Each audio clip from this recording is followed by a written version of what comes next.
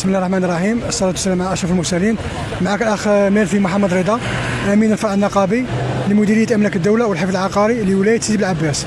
كما راك تشوف الأخ، اليوم الموظفين راهم في وقفة احتجاجية للتعبير عن المعاناة تاعهم في التلقي والاستفادة من أبسط الحقوق تاعهم المشروعة قانونا ودستورا، اللي هي الرواتب والاستفادة من مختلف الترقيات وما إلى ذلك. هذه المعاناة راها نجمت مؤخرا في الفترة الأخيرة بعد تحويل هذا التكفل بهذه الأمور للمديريات الجهوية.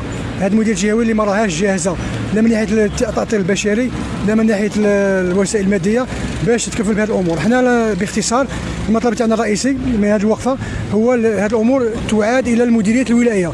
حنا المدير الولائي راه عنده صفة الأمير بالصرف، يقدر هو يتكفل بهذه الأمور باش ما تكونش ضغوطات الموظف في أداء المهام تاعه. هذه هي.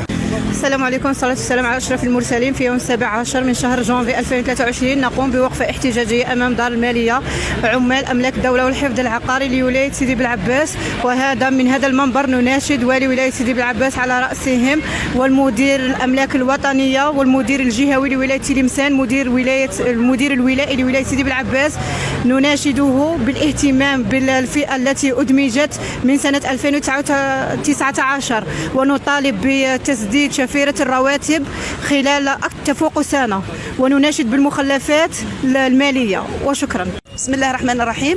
نحن موظفي مديرية أملاك الدولة والحفظ العقاري ومسح الأراضي نقف اليوم بتاريخ 17 جانفي 2023 وقفة احتجاجية نظرا ونتيجة للقرارات المتسرعة التي اتخذتها السلطات العليا بتقسيم إنشاء هذه المديريات الجهوية دون دراسة مسبقة وتحضير لها كامل الوسائل المادية والبشرية.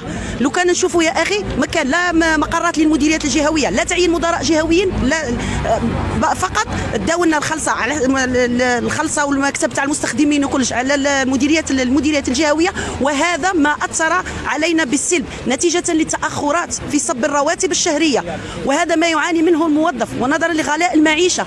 فنحن نوجه اصواتنا للسلطات العليا في البلاد للتدخل بصفه مستعجله لايجاد حلول، وحلول لا نريدها مؤقته بل حلول على المدى الطويل نهائيه.